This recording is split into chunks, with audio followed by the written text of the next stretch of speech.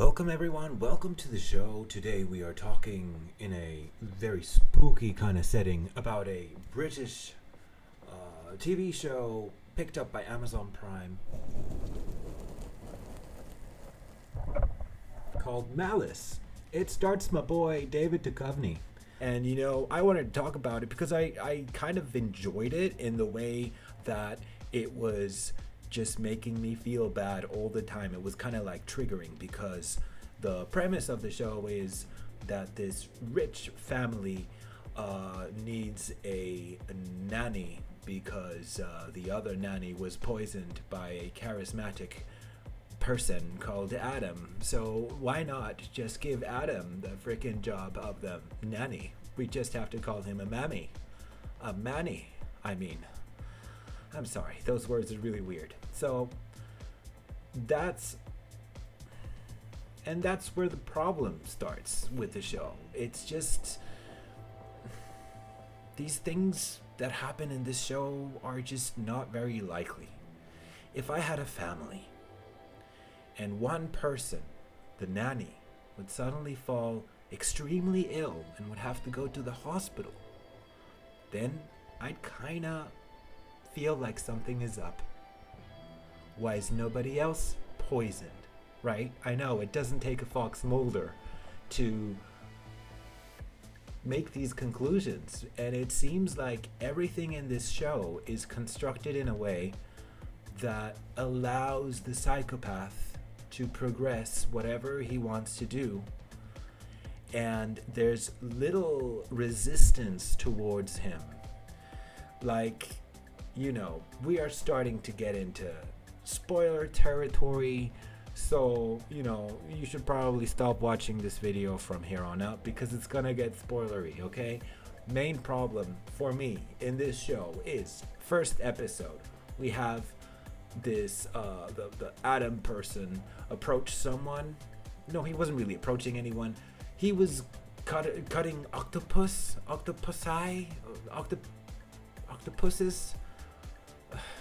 I don't know. Look, I don't know. I don't do this for a living. Please forgive me. Anyway, octopus. He was hanging octopuses for some reason, and he looked at a woman and he goes, "I wish I could cut you up and hang you up like this as well." What? Okay, so that's kind of creepy and unhinged. So there is a violent basis. The tension starts to shape and form up here in episode 1. However, I feel like we know, okay, he's talking about violence, but is he a violent person?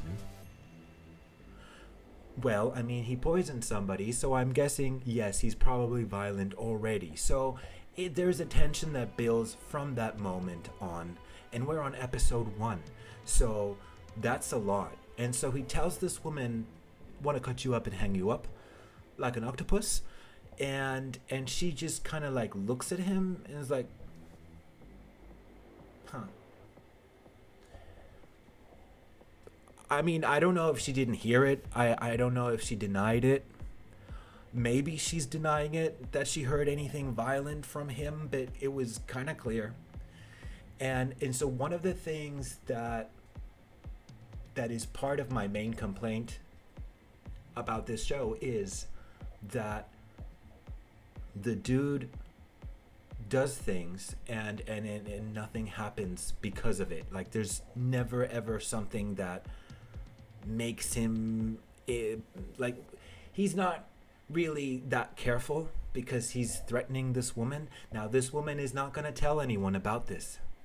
Not in those 6 episodes, and I don't know if this is like a plot hole that was inserted here in order to maybe pick up on this later in season 2. Although I don't really know how that makes sense. But here we are, right? So generally, I think the show has been well acted, and it's it's there's nothing that I can complain on that note. But when these thrillers need really weirdly dumb characters to move the plot forward, I get a little worried, right? Because it doesn't. I just don't think it seems realistic, right? I'd be really suspicious of Adam, but maybe that's me. Maybe I'm just more of a suspicious person, and these people are rich and powerful, and they think bad people don't ever reach us. So maybe they have a different, I don't know. But it seems to me that would matter, right? And and it seems like nobody in the family realizes that Adam can be really annoying. I mean, they realize it by episode 6, when for some reason they just said, we don't want to work with you anymore. I find that they could have said, look, Adam, here's a list of things that did not work here. They did not work at all. I would have certainly said it, because, like, the hanging you up and cutting you open, that's already a cruel, psychotic line to say to someone in somebody else's home. Like, it's really weird. And it's weird that there was no fallout about that. There's a character that we don't know if he's dead or alive at the end. A lot of these things aren't answered. I wonder, like, about 2 characters, if they're even alive, or if they could maybe. I mean, I guess that's up to our interpretation, I guess. I don't think that this sets up that this is enough to set up a second season. I do think that the ending is set to be definitive, the way it looks. I might be wrong. However, there's another thing that really, really bothers me. Episode 2 or 3, they go from Greece to London, and then they're in their home in London, and in their home in London they have a dog, and the dog is there, and they all love the dog very much, as we always do with dogs. And he decides to willingly poison the dog, Adam, I'm saying, to poison the family dog. And the dog is found. And it is concluded that because Adam invented the fact that there are rats outside, which he did not see, it was a lie. It was clearly. They showed that. They showed him lying in order for us to hate him even more, and I guess that works. And so yeah, we know he lied about it. We know he poisoned the dog, but it is also concluded, it was kind of Adam's fault. I'm sorry, but I mean, David Duchovny plays Jamie Tanner. If I don't know anyone who would have said, "Oh, the new Manny poisoned the dog as an accident because the dog went outside." Like, what? That who would keep the guy in their house? And also, like, logically speaking, this is the second case of someone being poisoned, and this guy has been here for how long? 2 weeks, 10 days, 3 days, 4 days. We don't even. It's hard to kind of tell, but that's kind of like, because the characters in this show need to not suspect Adam. They're all oblivious and kind of stupid in the way they act, and that behavior leads to beloved family members and the nanny being set in, put in a position of danger. And there's like, this family seems to have no survival skills, if you ask me, my honest opinion. And I just don't think, there should be at least one person in the family or in terms of the friends who would be sounding the alarms due to his behavior. Even though he means well, it is still crappy behavior, and I don't know how this family would be so chill about all those things and not suspicious at all. So yeah, that's kind of my take. There was also there's a plot hole issue with this show.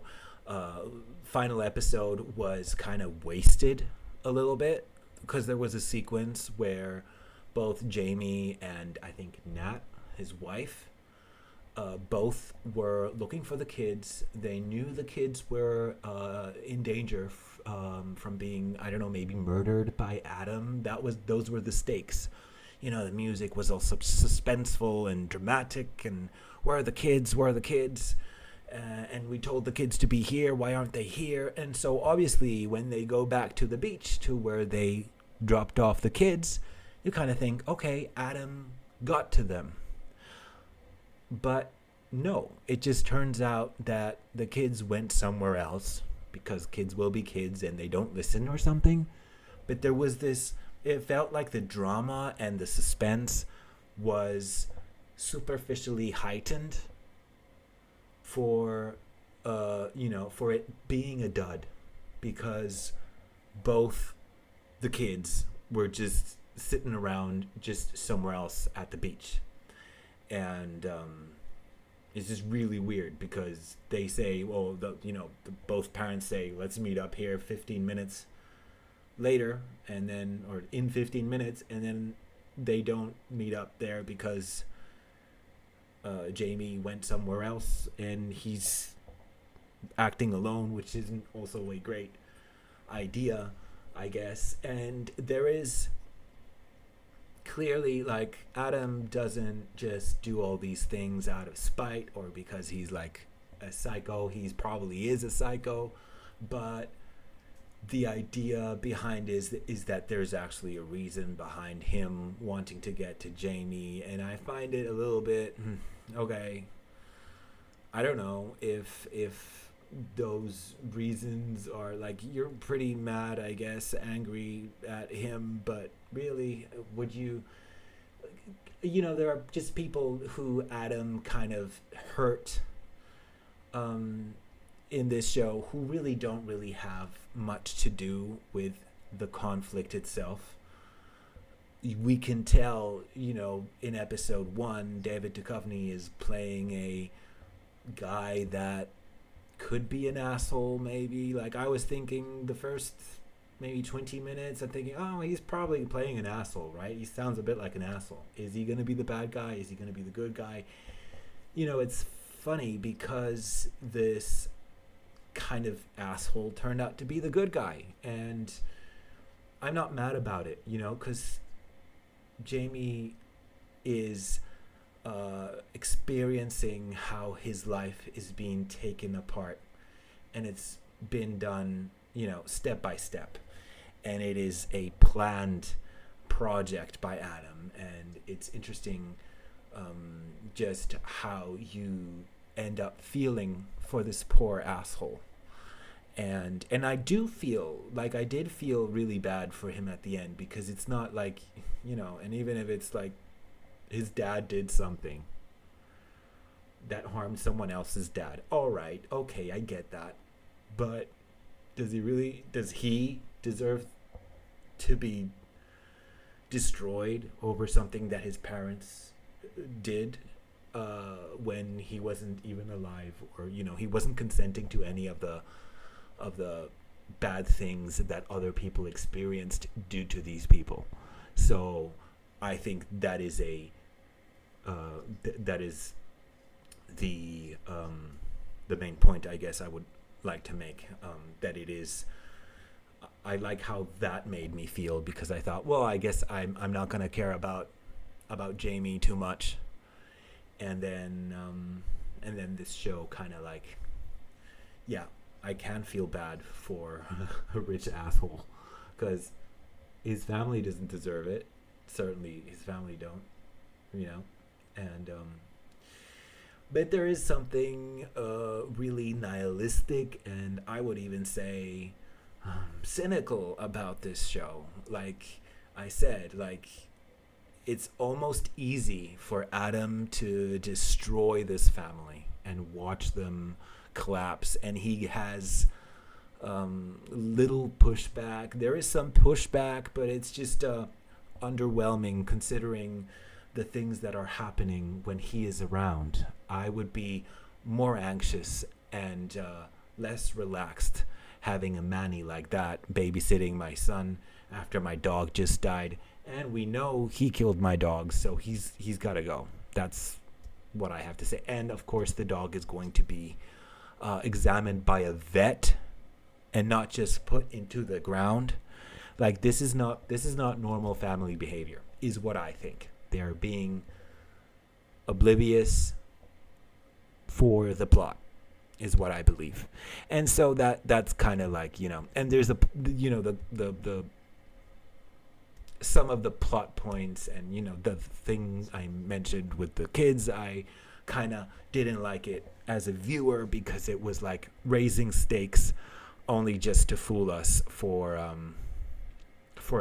fake adrenaline rush. So I would give Malice I guess it's